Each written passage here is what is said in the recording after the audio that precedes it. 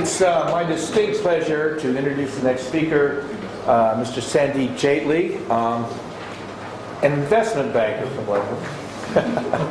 Sorry, Sandeep. It just came out.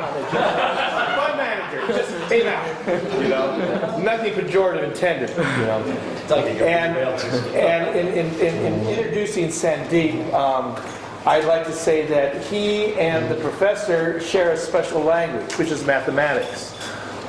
It has been said that mathematics is a universal language. I think it's a lie. If it is a universal language, it's spoken better by some than by others. And I think the professor and Sandeep speak it quite well with each other. And he has been very, very active in investigating the basis and doing a lot of research with the professor, and we have a lot to, we're going to gain a lot from the continued work between these two people. And it's almost it's fate. It's wonderful fate at its best. It reminds me of the time when the professor was speaking at the University of Chicago, and Mark and I went, and we were shocked that he was being asked to speak at the university. It's like Martin Luther going to the Vatican. and we went back there to listen to the address. We didn't want to miss it, you know, or at least to protect him, you know. And the day before he was going to give his talk, was going to be highly critical of Milton Friedman. Milton Friedman passed away.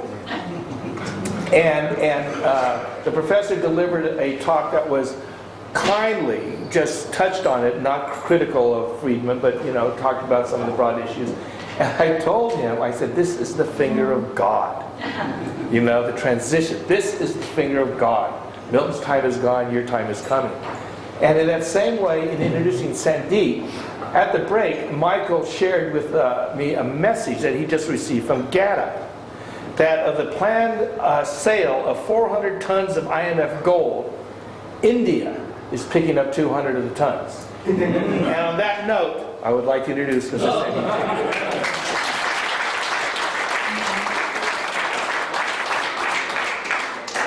Thanks very much, Daryl. I'm going to start with the conclusion of what this presentation will be about. And don't shoot me. Now, we all know that India is pretty active in the gold market. And this presentation is basically going to show just how active they are in the gold market. So, this is the conclusion. India dominates the gold market from an international perspective.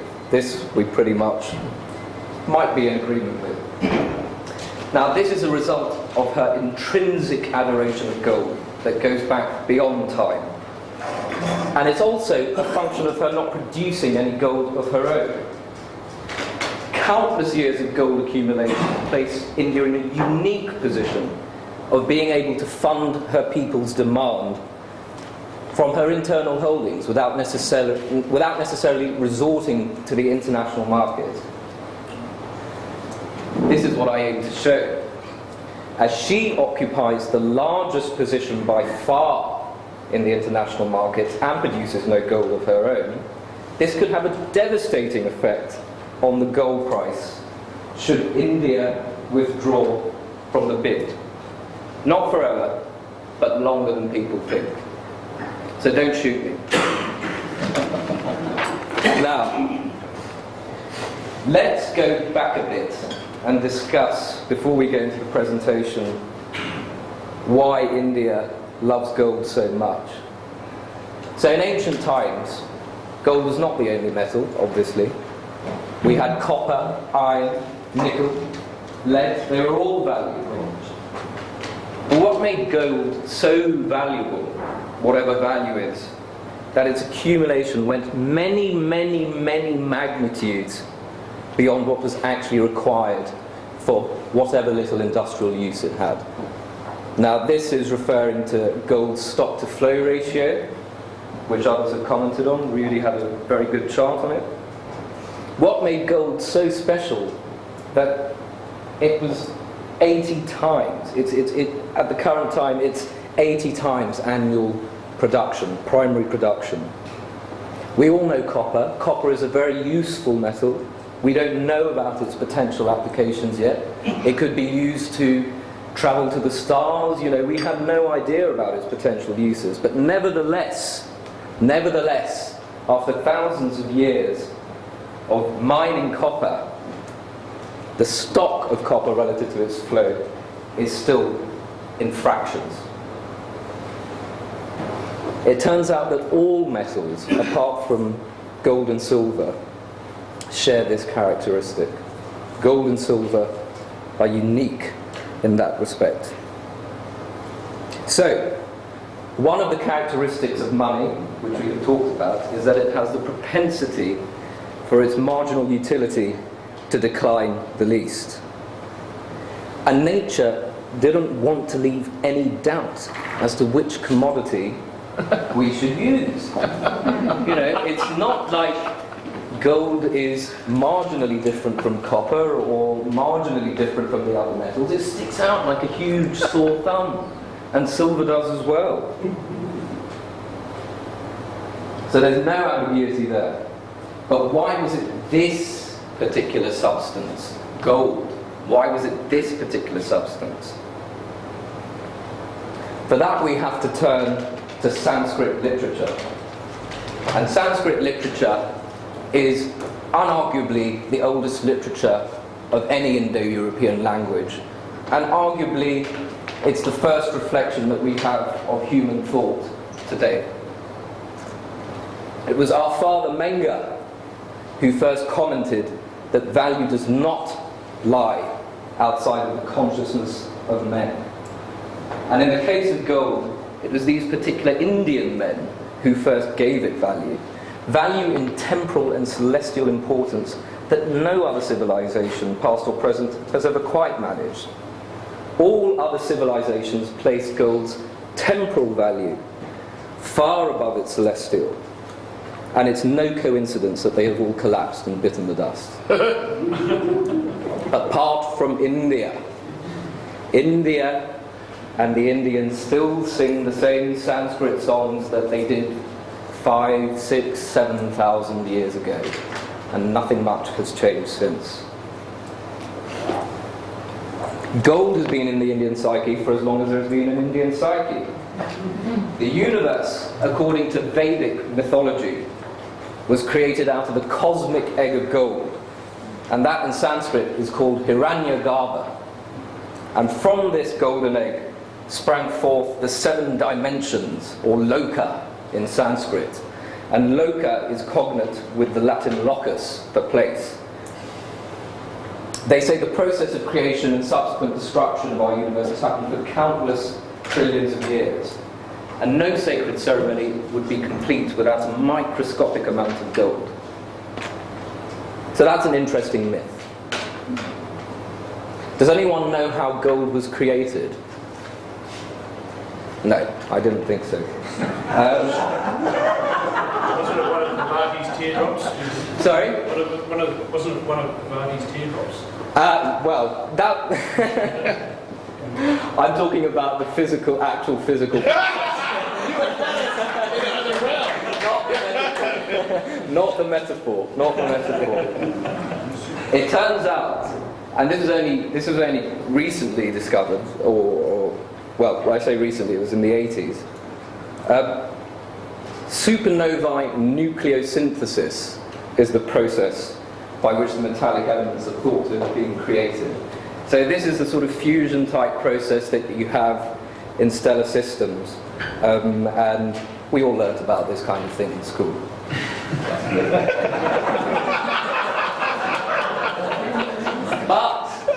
But regular fusion processes can only account for the creation of elements up to Fe56. So that's iron 56. The mechanism involving the creation of elements higher than Fe56 most likely involved many supernovae, not just one, and possibly over vast periods of time. It's the only way to account for the relative abundance of the heavy metals in the Earth's crust. So it doesn't sound too dissimilar to what they were saying after all. So, a bit about India and the history of gold throughout the ages. So, I hope I've given the impression that India is gold and gold is India. And that has caused many people throughout history problems. A sink for gold from whence it will not return. Western civilization's desire and consumption practices are not new to the 20th century. They've been ingrained in the consciousness for centuries. There was much discomfort with the realization that if you wanted something from India, you had to pay in bullion, and bullion alone. Comment from Pliny. India, China, and the Arabian Peninsula take 100 million sesterces from our empire per annum. That's a conservative estimate. That is what our luxuries and women cost us.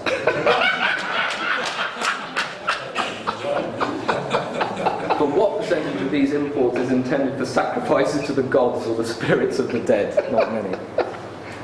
So, as we all know, Rome started to debase the denarius, and it was a very rapid process. And India was the first country to basically refuse the denarius in payment. They only wanted the aureus in payment. The aureus was the gold coin of the Roman Empire. Well, guess what? They started to debase that too. And they refused that. No Roman trade with India after the 4th century and the beginning of the Dark Ages. Cause and effect is debatable, but it's my contention that when you play around with the money, civilization collapses, not the other way around. So 15 centuries or so later, Baron de Montesquieu, now he was like a Henry Kissinger type character, no real mandate, but sort of in the background. Every nation that ever traded to the Indies has constantly carried bullion and brought merchandises in return. Commerce of the Romans to the Indies was very considerable. This commerce was carried out entirely with bullion. They want therefore nothing but our bullion to serve as the medium of value, and for this they give us merchandises in return. That bullion was always carried to the Indies and never any brought from thence. So they were complaining 15 centuries later in a similar vein to Pliny. So well into the late 19th century, this was the problem. You know, in India's continual trade services and refusal to accept anything apart from bullion caused problems. Indian demand for gold has a deflationary effect on global liquidity, commented Bank of England Governor Montague Norman in the 1940s. Strangely, the real problems only started to coincide with the philosophy of the monetization of credits other than bills of trade. Now, this was actually a reflection of the degradation from the discount house to the acceptance house to the central bank. And one of the consequences of that was that the world's oldest trading partner was not playing along. So, just very briefly, the Bank of England was in cahoots with the government, but her bread and butter was actually earned by being a discount house. Now, a discount house is a house that makes a market in bills of exchange. As Rudy commented, when you start messing around with the composition of your assets and start shoving in things like mortgages and government bonds, it might seem okay at first, but the liquidity profile of those is completely different. And the note issue that's a consequence of those assets is consequently questionable. So, considering this rich and varied history, has India forgotten her ancient legacy? No, she certainly hasn't. Now, there's a bit of a debate as to how much gold has actually been mined since the beginning of history. 160,000 tons has been come up with. At a rough guesstimate, India's people own between 35 to 40,000 tons of that. Probably a lot more. And India is unique in that sense because she produces hardly any gold herself, yet is by far the largest purchaser, by definition, on the open market. But just how much of the open market can be accounted for by India's purchases. So this is where we have to start tackling the data. And this is from World Gold Council. So this is primary production in selected countries after 2008. You can see that, where is China? China's gone from being sort of, wherever it is, 5th, 4th, to number 1 last year. South Africa is, the yellow one, a steady decline. So it's quite easy to see there that China is dominating the primary production in gold. But is that an important figure? I mean, the primary production of gold? Not really. Not really. The more important figure to look at is the net import figure into each country, because the market for gold is an international market and it clears in London. And bids and offers are from all over the world. That's the way that we should consider the price of gold. Bids and offers from different countries. So, this is where we get a bit more technical, but bear with me. Okay. So this is an identity. In any country, the demand, and they call it demand in World Gold Council, but it's not demand, it was the Met demand. You know, I demand gold right now, but I'm only willing to pay $600 for it. Okay? So it's Met demand. Met demand minus internal production equals net imports plus internal destocking. Now, by internal destocking, I mean the sale of gold that's already within national borders, owned by the people. So, just as a check, when you add it all up, you get, for the whole world, total Met demand minus total production equals 0 plus total destocking, and that makes sense.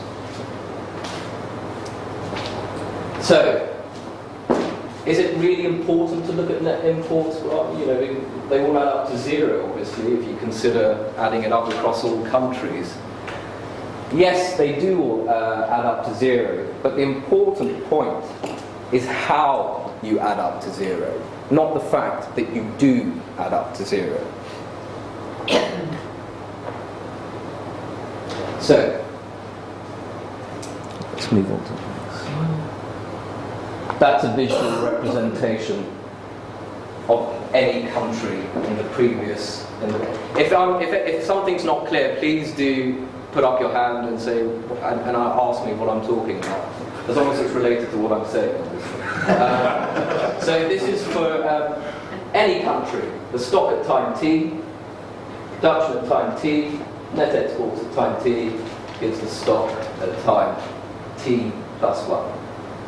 And you add it all together, these all cancel out, and you get the identity that we had before.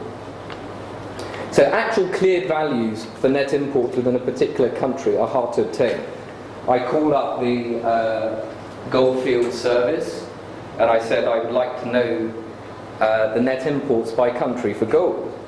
And they emailed back and said, which countries? And I gave them the list of the major countries that I was interested in. They said, we don't release that data, Mr. Jaitly. It's commercially sensitive. So I thought, okay, fine. I'm not going to get very far with this. But there is a very, very, very courageous institution out there called the Bombay Bullion Association. And they keep sufficiently accurate records of imports of gold into India. And they're unique in that respect.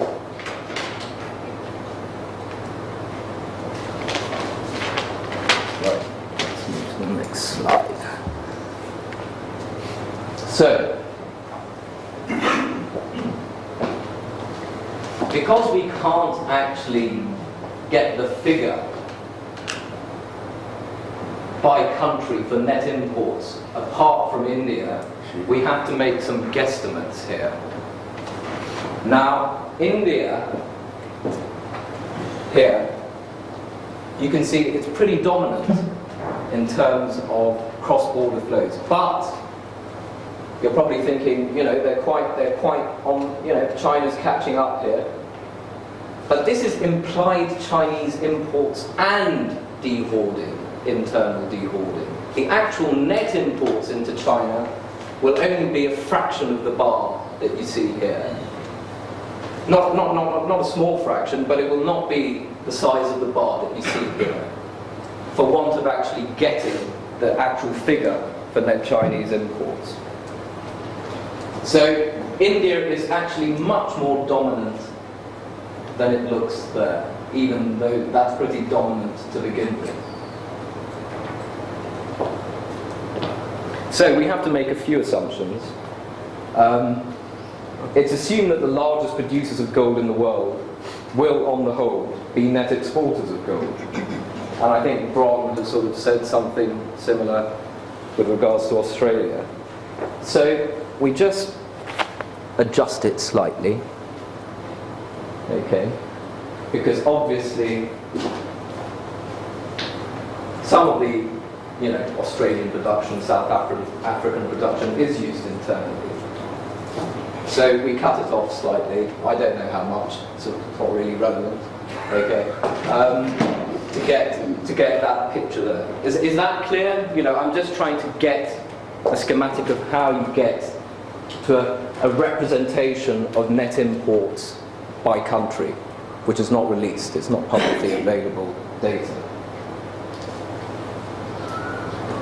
So it can be seen quite easily that India dominates, followed by China. But what's the big difference between India and China? Well, China's the world's largest gold producer, but India isn't. She doesn't produce any gold at all. Is it because it doesn't have any? No, probably because she mined it many. Take it all up. You know what these Maharajas are like.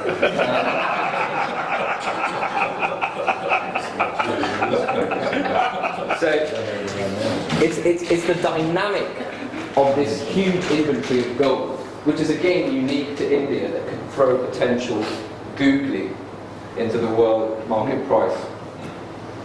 India can turn from being a sink for gold, to not being a sink for gold, and heaven forbid she could actually be a source for gold. But I'm not actually saying that is likely to happen at the moment. So I mentioned earlier that how you add up to zero is more important than the fact that you do add up to zero. So these series of graphs here are meant to represent different scenarios for net imports. This is a two-country economy, a two-country world, and you can see there that that's sort of the kind of thing I'm trying to describe there. One country produces and sells that much gold, and another country consumes that much gold, and they all add up to zero.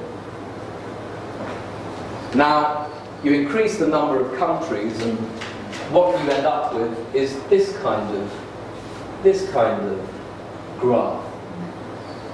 India, China, and all the rest. The gold market isn't like this, with countries importing similar amounts and exporting similar amounts. This is a very stable system. That is not. That is not stable. And it's all India's fault.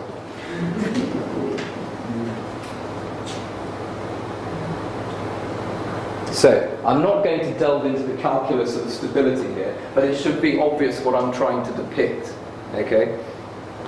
Now, these people would obviously be on the London bid, and these people would be on the London offer. And as everyone knows, there is no such thing as the price of gold. It always depends upon what you want to do, whether it's buy or sell, hence the spread. So, very interesting. What more is there to say? A little bit more. India doesn't produce any gold of her own, and we all know that she loves it, so that's not likely to change anytime soon. That's what we're all thinking. So that situation is likely to remain. Well, no, it might not. It might not.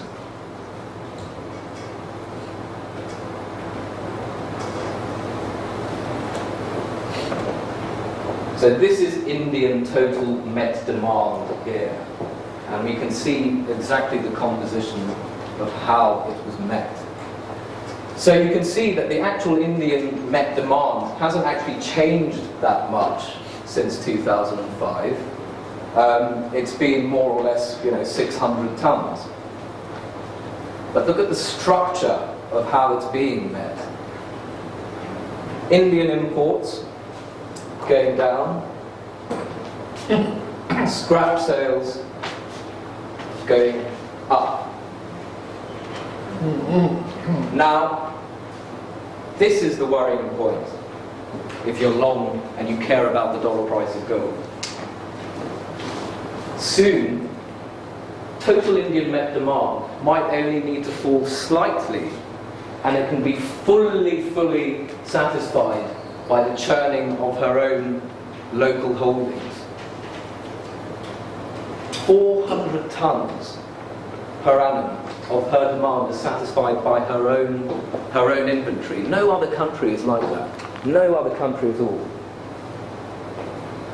So, it could happen. Is it likely to happen? I don't know. But the point is, though, that it's pretty unstable as far as net imports are concerned. Because, and I'll repeat it again, total demand only needs to fall slightly, and the way that it is being met will mean that the international bid from India could just drop away. And she is still satisfying all of her people's requirements, just from the churning of her own local holdings. So this deviation is unique to India. So now I come to the final part of the presentation, which is the monsoon. But, Sandeep, is this a reflection on price? It is. You're absolutely right. Indians, and I remember the articles in 1998, where they mentioned that Indian housewives were buying gold by the truckloads. And didn't they look stupid, seeing as the gold price was in a permanent bear market? Let those Indians buy that gold. What the hell do they know? They buy low and they don't buy high. But the mere fact that they don't buy high means that the bid could be withdrawn from the international market. It's not a case of her actually selling gold, but of the bid dropping away. And if the bid drops away in any market, the offer will soon follow it. So I don't know whether people know about this year's monsoon, but it's actually been the worst in 38 years. Rainfall was 25% below the average. Agriculture is a very substantial part of the economy. The Indian economy services around 50% of it, and the remainder is split 3/5 agriculture, 2/5 industry, more or less. And the substantial part of the irrigation of the whole sector is achieved during the monsoon period. Now there are arguments to say, well, after 6,000-7,000 years of civilization, why the hell are they relying on perennial rains? That's the way they are, if it ain't broke, don't fix it, But one of the main beneficiaries of a bountiful harvest any year is the gold price. It is gold bullion, because the agricultural classes own a substantial part of the domestic gold holding and are the marginal buyers in the domestic market. So, the Indian agricultural classes are marginal buyers in the Indian market, and the Indian market itself provides the marginal bid in the international gold market. So you can see why the monsoon can turn into a butterfly and cause a storm somewhere in London. So whilst the consequences of a weak monsoon are not immediate, they could be very far-reaching given enough time. Quite a shock to the system. So, I return back to my conclusion. India dominates the gold market from an international perspective. This is a result of her intrinsic adoration of gold. Also, it's a function of her not producing any gold of her own. Countless years of gold accumulation place her in a position to allow her to do things like this and fund her internal demand from the churning of her own holdings. Now, as I've just said, if the marginal bid goes away, the price will fall. And it's not going to fall forever because they will be buying low when everyone else is selling, as they seem to be doing at the Perth Mint when the price falls. You know. So my main message here is caution in the gold market if you care about the dollar price of gold. Okay? Which you shouldn't, by the way. You should care about how many ounces of gold you actually own. Okay? Be very worried. Because if India withdraws from the bid, she is the bid. Everyone, no matter how grand they think they are in the gold market, are marginal compared to her. Very, very marginal. And no one could replace India if India's bid went away. China doesn't need to bid on the international market because she produces most of her gold. The main message here is caution. Caution for anyone that's getting excited about potential breakouts. Any questions? Wasn't somebody influential in China just saying recently that China wanted to, as a country, wanted to buy up a lot more gold, but didn't want to buy so much that they drove the price up too much. So if the price of gold goes down, won't they just be taken up by China, just quietly buying up on the cheap? If the price of gold goes down, it won't only be taken up by them, but India would return. So yes, that's true. So why are we worried?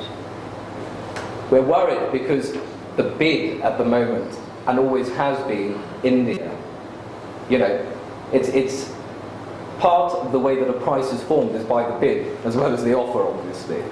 And India is the bid, you know. That's the point I'm trying to make. She doesn't actually need to sell gold for the price to go down. She just needs to withdraw from the bid. And the likelihood of her withdrawing from the bid depends upon how much gold she has in her borders anyway.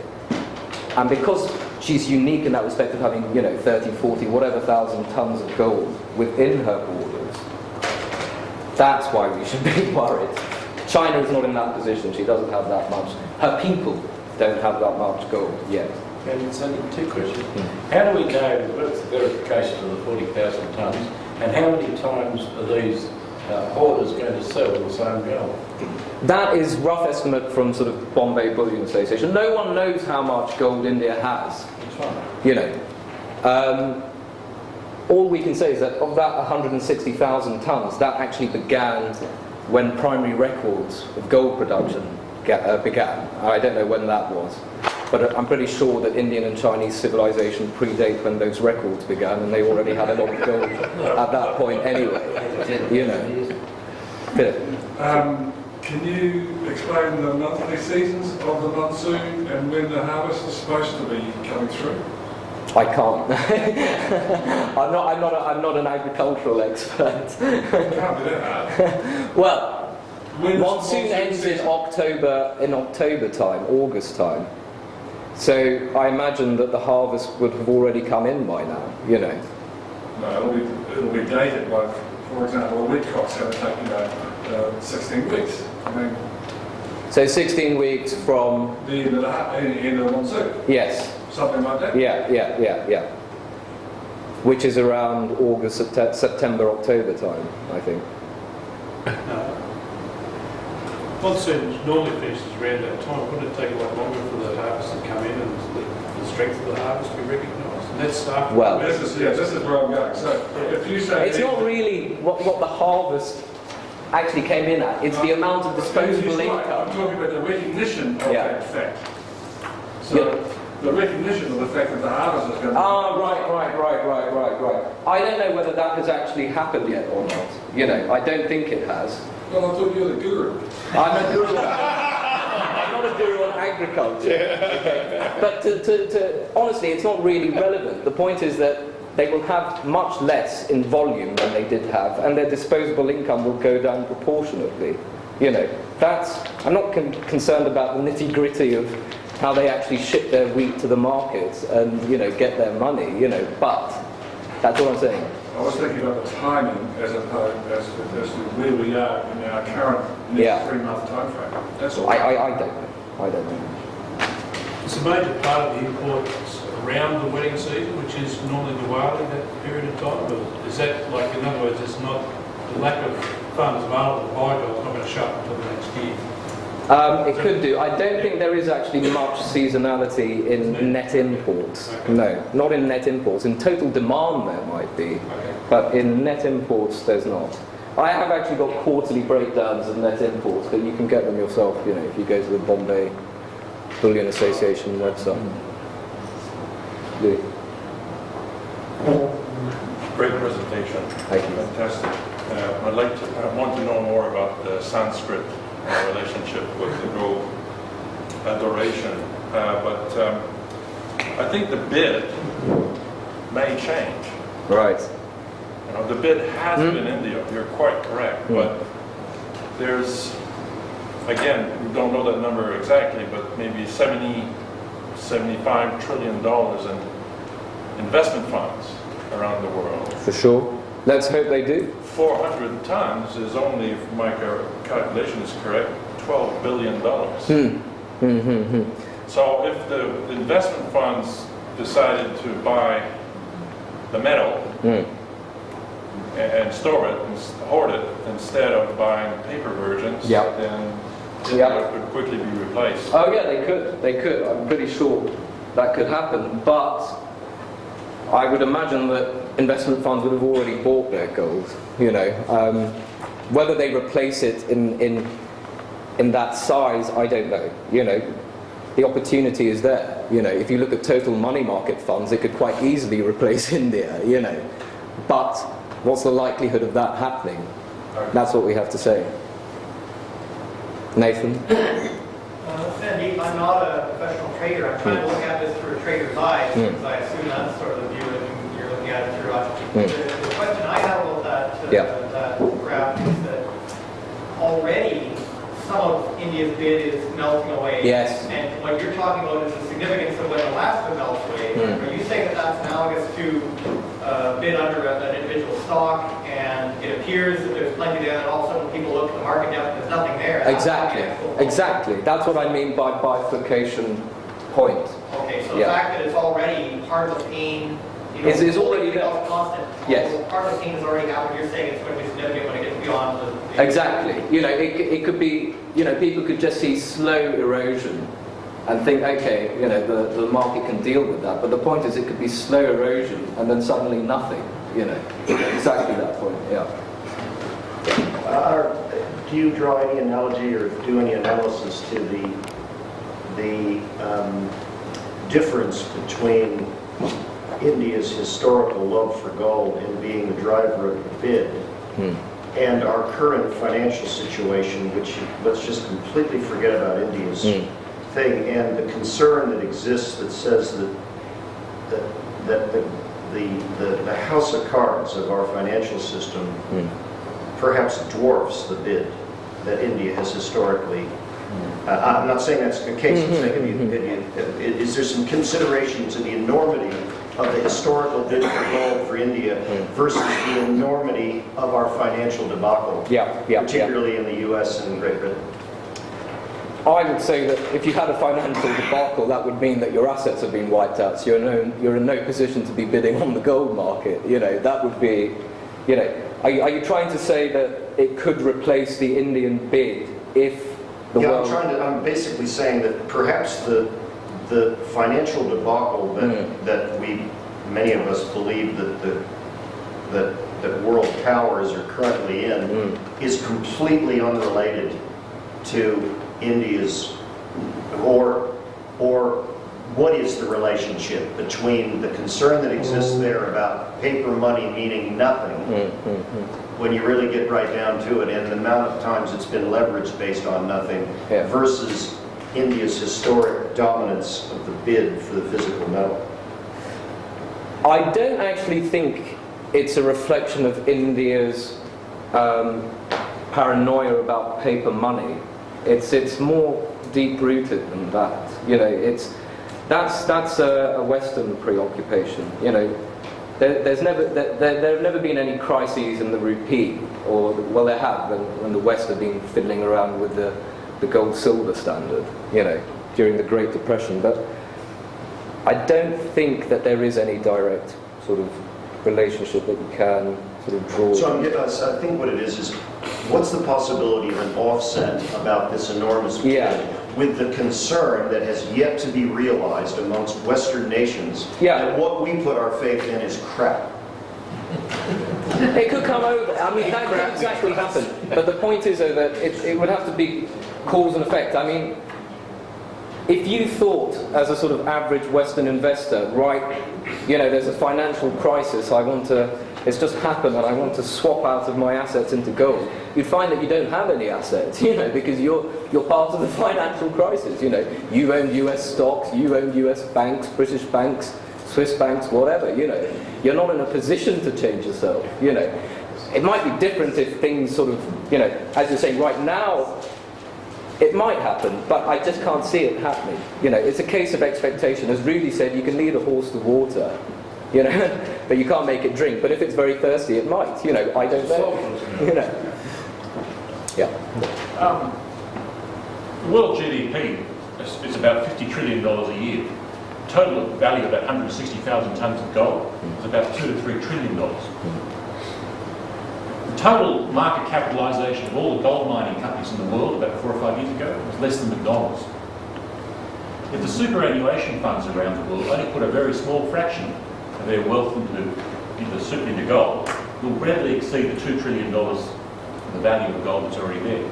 So what I'm saying is when the price of gold starts taking off because of Western investment demand, I'm afraid it was completely outbid the Indians. And what we're waiting for as investors is not for the Indians to gradually push the price of gold up, which they've been doing quite well for the last 10 years. We're waiting for Western investment demand to take over from Indian physical demand and push the price of gold well up into the sort of several $1,000s range.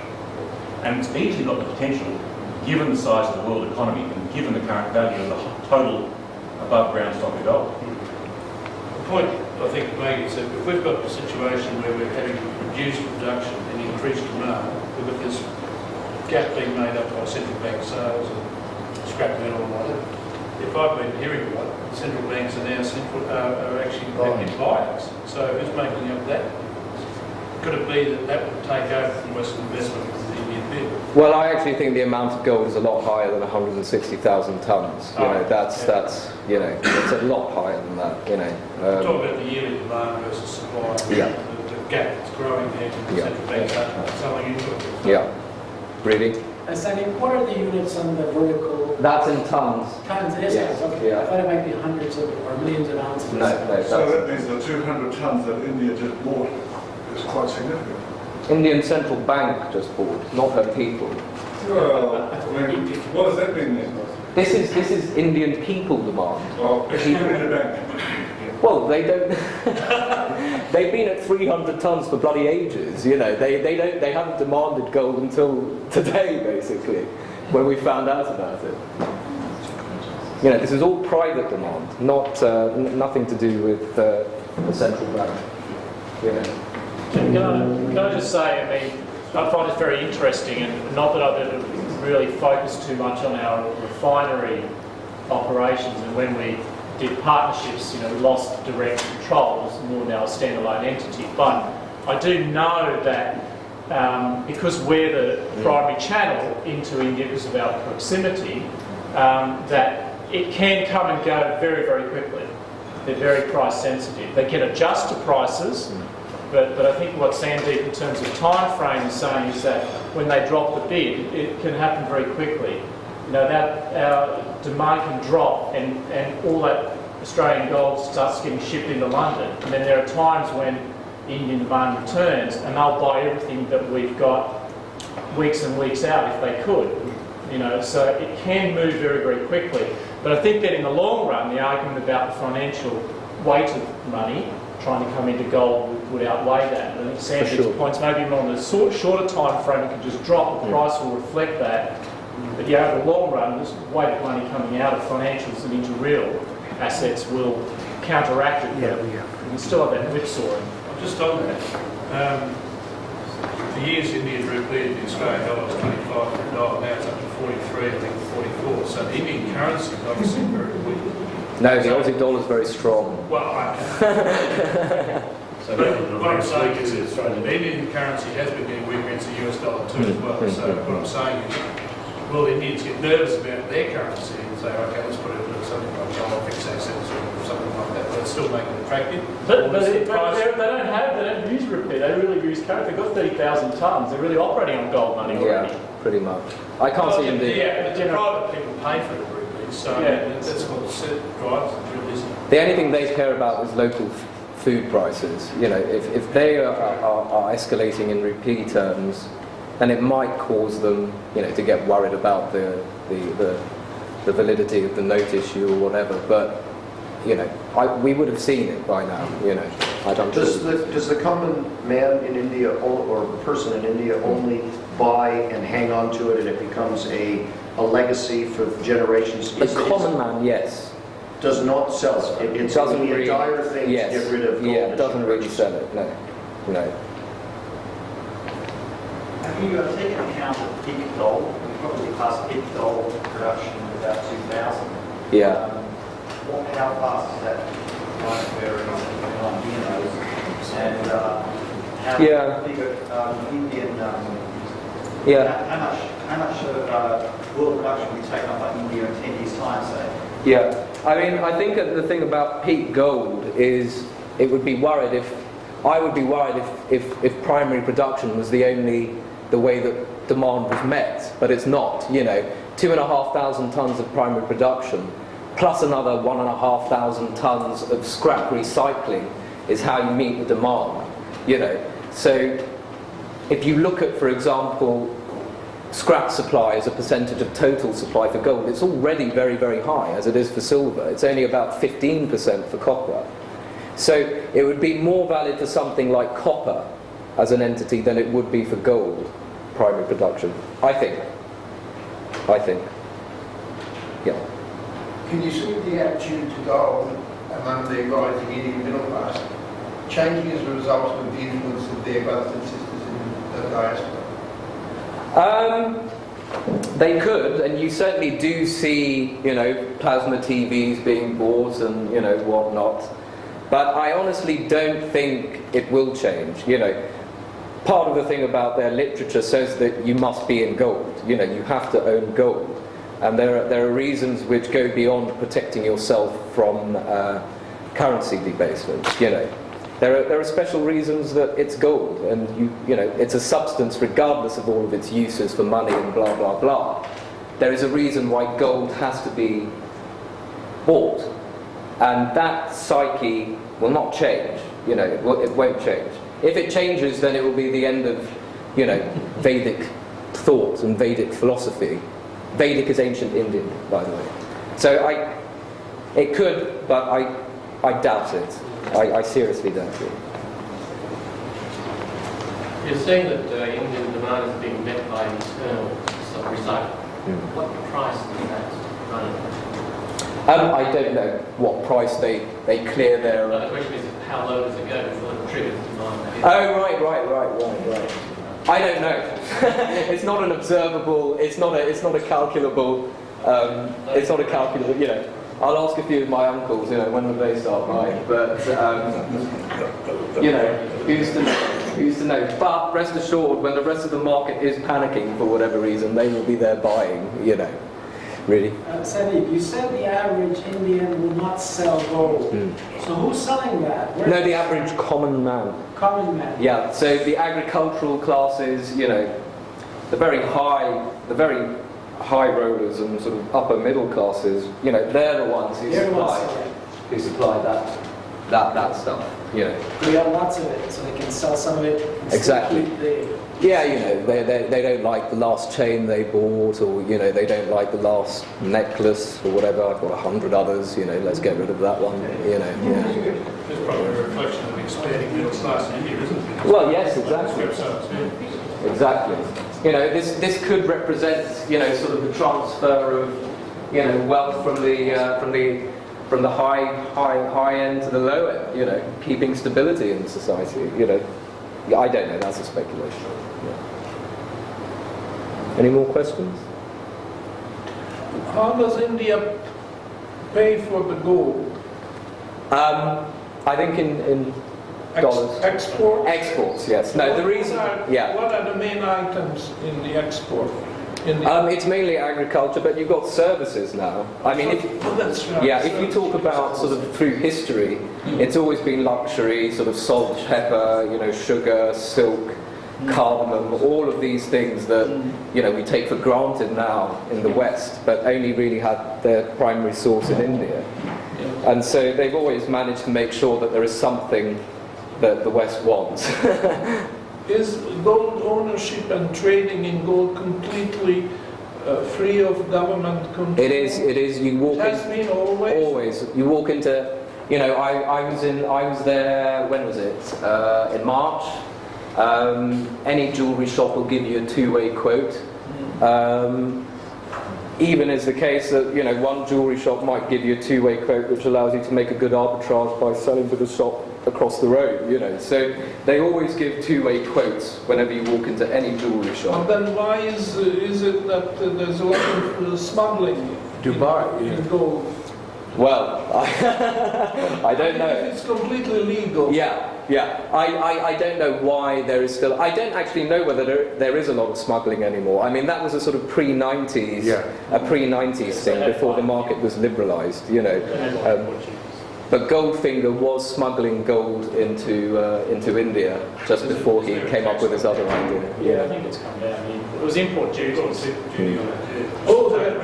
There is rather, it's not completely free. Yeah, right? no, from an international perspective, no, it's not completely free. Domestically, you know, there's no hindrance. Internal. Yes, no hindrance at all, no hindrance at all. Phil? Sandeep, with the current political situation in Pakistan, is that going to have any effect on this market? Not on this market, on the Pakistani market it might, but I can't, unless there's a nuclear war, which I'm not ruling out. I'm not forecasting that either. I'm not ruling that out. Yes, you know, if the facts change, I change my mind. Who said that? Mr. Keynes, I think, said that. He wasn't always an idiot.